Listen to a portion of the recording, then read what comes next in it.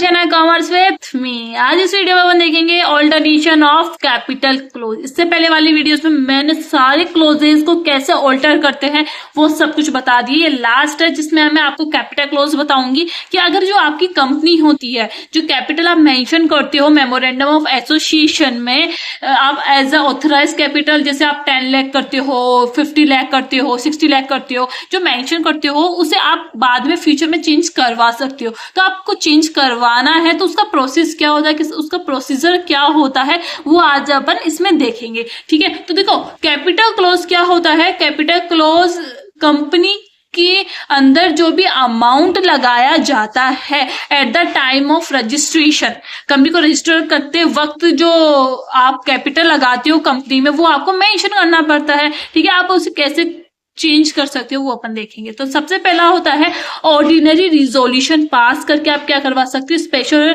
Capital close को change करवा सकते हो। कैसे? अगर आपने आर्टिकल ऑफ एसोसिएशन में ये प्रोविजन दे रखा है कि आप फ्यूचर में क्या कर सकते हो, अपनी कंपनी का नाम चेंज करवा सकते हो, तो ही आप क्या कर सकते हो, कैपिटल क्लोज को चेंज कर सकते हो। अगर आपने आर्टिकल ऑफ एसोसिएशन में मेंशन नहीं किया है तो आप चेंज नहीं कर सकते कैपिटल क्लोज को। तो पहला स्टेप यही होता है कि आपको क्या करना पड़ेगा, आपको आर्टिकल ऑफ एसोसिएशन में जो प्रोविजन है उसमें मेंशन करना पड़ेगा। देखो, a limited company having a share capital में ऑल्टर इट्स कैपिटल क्लोज।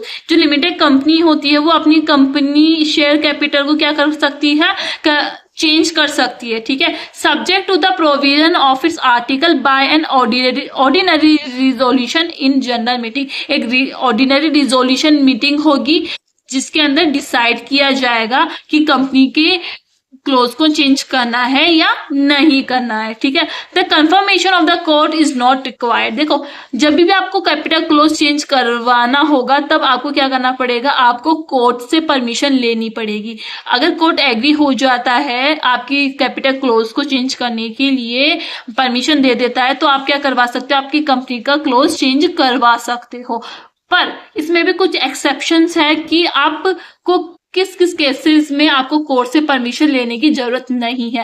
पहला केस है जब आप अपनी ऑथराइज शेयर कैपिटल को इंक्रीज कर रहे हो तो आपको क्या नहीं करना पड़ेगा, कोर्ट से परमिशन लेना नहीं पड़ेगा। ठीक है, तो कब नहीं लेना पड़ेगा, जब आप ऑथराइज शेयर कैपिटल को बढ़ा रहे हो, 10 लाख से 20 लाख कर रहे हो, 20 लाख से 50 लाख, 1 करोड़ जितना कर रहे हो, तब आपको कोर्ट से परमिशन लेना नहीं पड़ेगा। दूसरा कब नहीं लेना पड़ेगा, to consolidate and divide share capital into share of large amount. जब आपको शेयर कैपिटल को डिवाइड करना हो शेयर्स में, तब भी आपको क्या नहीं करना पड़ेगा, कोर्ट से परमिशन लेनी नहीं पड़ेगी। Fully paid up share capital को अगर आप स्टॉक में कन्वर्ट कर रहे हो या स्टॉक से वापस शेयर्स में कन्वर्ट कर रहे हो, तभी भी आपको क्या नहीं करना पड़ेगा, आपको कोर्ट से परमिशन नहीं लेनी पड़ेगी। फोर्थ है टू सब divide it's shares into shares of smaller part.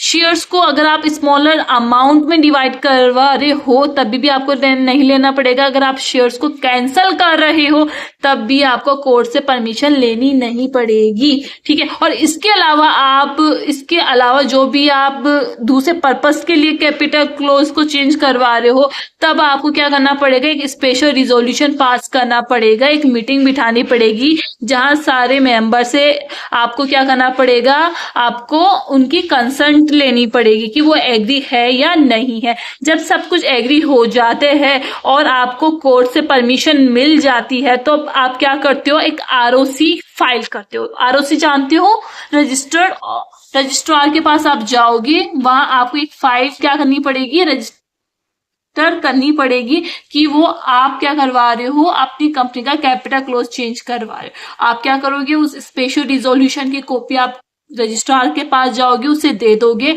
और कहोगे कि हमारी कंपनी का कैपिटल क्लोज चेंज करवाना चाहते हैं। तो ये काम आपको कब करना है, आपको 30 दिन के अंदर अंदर करना है। जब स्पेशल रिजोल्यूशन हुआ है, जब से वो मीटिंग भी थी है, जब सब एग्री हो गए, उसके नेक्स्ट 30 डेज के अंदर अंदर आपको रजिस्ट्रार के पास आपको कोर्ट की परमिशन लेकर आपको उन्हें इन्फॉर्म करना पड़ेगा और उन्हें बताना पड़ेगा कि हम अब कितनी कैपिटल रखना चाहते हैं।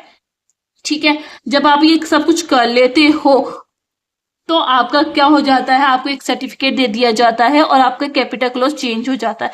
बट अगर आप 30 दिन के अंदर अंदर उन्हें नोटिस नहीं देते, रजिस्टर ऑफिस को नहीं बताते कि वो अपनी कंपनी का कैपिटल क्लोज चेंज कर रहे हैं, तो आपको क्या करना पड़ेगा, आपको फाइन देना पड़ सकता है। ठीक है, तो जो भी कंपनी है और कंपनी के अंदर जितने भी ऑफिसर्स है कंपनी के, उन्हें पर डे के 1000 रुपीज फाइन देना पड़ेगा या 5 लाख रुपीज, मतलब इन दोनों में से जो भी कम होगा वो आपको क्या करना पड़ेगा, आपको पेनल्टी देनी पड़ेगी टू द रजिस्ट्रार को। रजिस्ट्रार को क्या करना पड़ेगा, आपको पेनल्टी देनी पड़ेगी अगर आप उन्हें इन्फॉर्म नहीं करते with in the 30 days of special resolution.